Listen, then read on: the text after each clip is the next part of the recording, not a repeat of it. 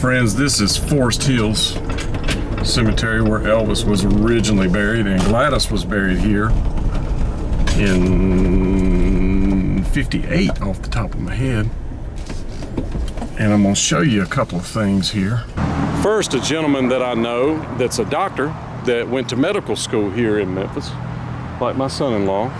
He said that Elvis had a key to this gate, and he would come here at night and visit his mom. And the way my friend knows this, and I don't know why somebody decided to do that, but you can see that this thing is quite old. I would say that it's very, very possible that it is 50s vintage or newer, 50s to 70s, because it looks very old. But what he said was that Elvis would come here and he had a key and he'd open the gate and come in the middle of the night. And my friend actually lived on the grounds in a house, and he could see Gladys's grave from that house, and he said it was not unusual to see a motorcycle pull up, especially. He said usually on a motorcycle he would pull up in the middle of the night and visit his mom. So let's go see if we can find that house. So I just want to show you something. I was in here, Uncle Vester's grave is right over here, and I was in here showing that grave, trying to find it. And while I was sitting there, I did not lock my vehicle because I thought a grieving person in a cemetery would be safe. Somebody pulled up right here. One of them walked over there like they were looking at graves. I saw him dead in the eyes. We looked eye to eye. While I'm over here looking, that person goes in this door. You could see where they put the fingerprint kit on there and stole my favorite camera. So today I'm shooting with a backup camera that I bought last night, got a great deal on it, thank you Lord. And I'm just hoping that they recover my other camera, because not only did I lose a camera, I lost footage that I had shot yesterday morning. So they didn't just steal from me, friends, they stole from you, which is disappointing. But that is a lesson. If you come to Memphis, lock your vehicle. Do not put valuables where anybody could see them. Now, my windows are tinted, so they couldn't really just glance in there, and they're not real tinted, but I doubt they knew that there was going to be a camera in there. It was just a thing where they opened the door and the camera was there. But I saw the scoundrel over in this area. I was just hoping that he may have been nice enough to pull the SD card out and drop it here somewhere so there was no evidence. But nah, people that'll steal are so sorry that they'll steal from somebody visiting a graveyard. So be careful in Memphis, friends. Not only is it dangerous, there's thieves here everywhere. This city, I hate to say it, but it's sad what it's become. It really is. It's a shame is what it is. There's givers in this world and there's takers. The balance of takers here is greater than the balance of givers. It's a shame. Stay tuned. So this is where Gladys's grave was, and I wanted to point out something, that mausoleum back there has been back there a long time. I would estimate 1920s, 1930s. I've got some aerial maps that show that there way back in the day, at least in the 50s.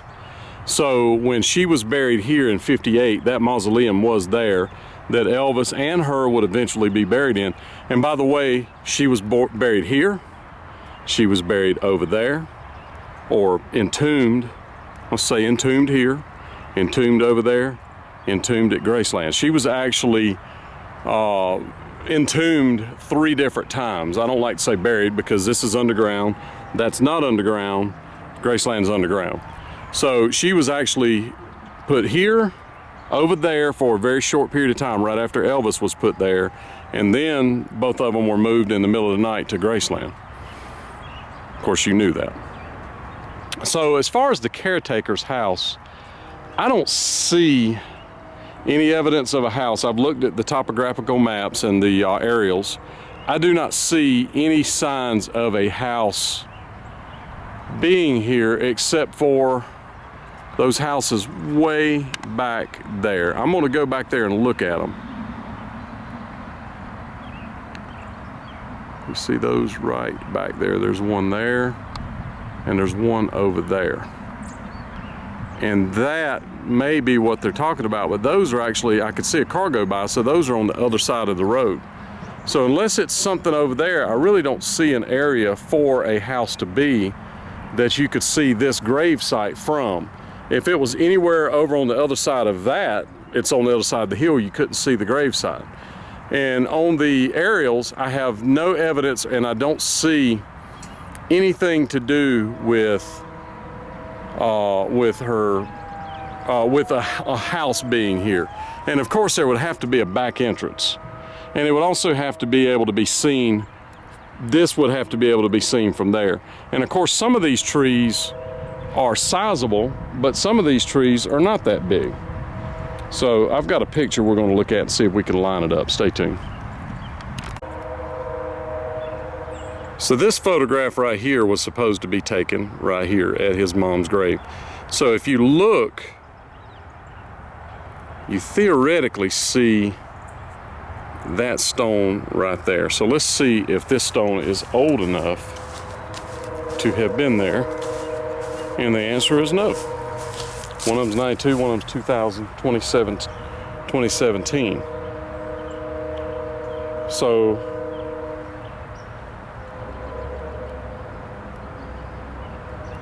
but it looks like that tree right there is that tree right there. So I'm wondering if it was this stone right here. So the answer would be that's 1935. This is 1966. So this one would not have been there in 1958. That one would have.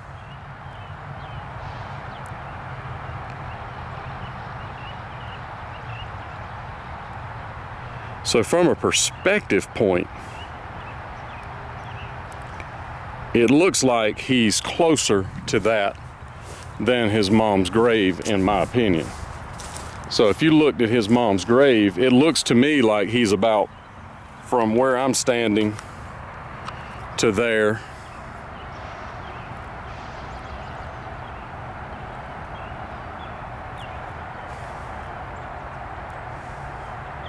And the only other thing I see is some brush right there. So this may be it, and it may be that there was so many flowers here that he's at the edge of it, because this grave was not here at that time, of course. So I think he's standing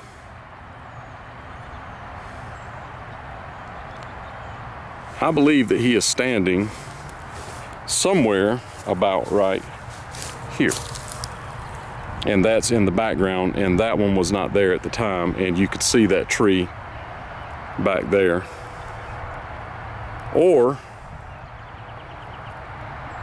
the problem with still cameras is perspective. They can make things look way closer than they are or way further than they are. So another telltale, you see where they cut that branch off right there? Let's go see if we see that knot. Stay tuned. I thought of one more possibility, and that is that this grassy thing that we see is that, and the tree is there. And of course you can see they've planted a different style tree, much smaller. And from the perspective, when you're doing this, they're looking at, you know, he's close and down. So I don't know, that really doesn't work either. So let's go take a look at that tree. It's possible that there's a knot right there, that, or a branch that they cut off and another one came out above it. I'm not a tree expert, an arborist by any means, but I believe that this is the tree. But as I mentioned, it's possible, it's even possible the tree was right there on the corner, and that's why it's given us such an unusual perspective. James Thomas Fortenberry, Lillian Fortenberry right there. Gladys's grave right there. Gladys's sister. Yes, indeed, friend, Gladys's sister.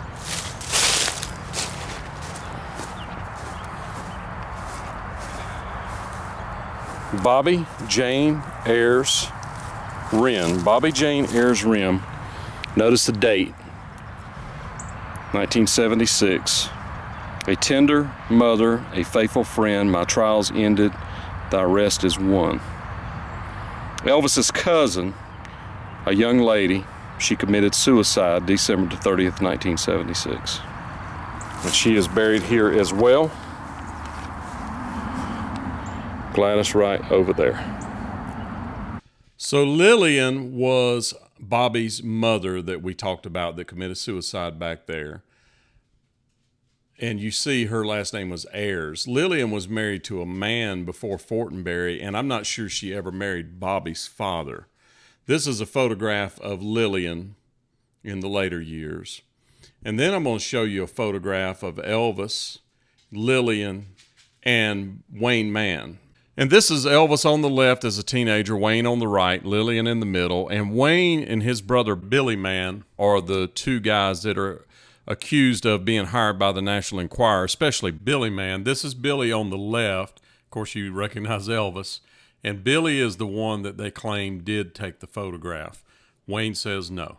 And one more little interesting tidbit is there's a lot of places you'll find written that Bobbie Mann was the one that took the photograph.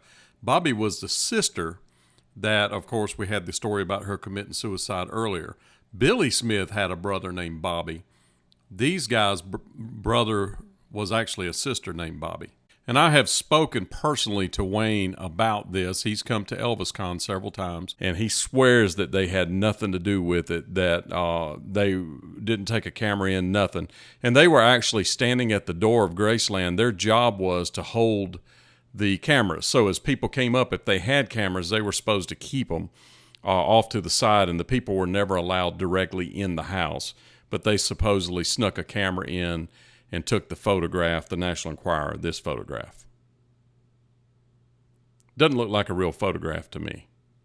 So notice the date, February 18th, 1938. Elvis, of course, January the 8th, 1935. So Elvis was 3 years old when she was born. This is her, and her husband was evidently pretty wealthy. His name was Ed Wren. Yes, him on the left. That's her. That's Elvis. And they're in Las Vegas. Ed had a Learjet. So everybody doesn't have a Learjet, so he did pretty good. A real estate developer. Not been able to find much information on him, but this is her with Elvis as well. And then we're going to go back to the Las Vegas pic, and story says that she gave Elvis that jacket right there. So just a little bit more of the story with Elvis and his cousin Bobbie. And they say when she killed herself, it was from pills, and that Elvis was devastated. And one last thing was Elvis was on tour at the time, and he had a show the night that she committed suicide and the next night, and they waited till he got back to Memphis to tell him. I don't know what killed them, but they clearly had some money. I wonder if Elvis ever saw this stone very close to Gladys's grave. So friends, this is Linda Thompson's mom and dad, Sanford A. Abel and Margie White. See, they were married May the 14th, 1946. He passed away in 2009.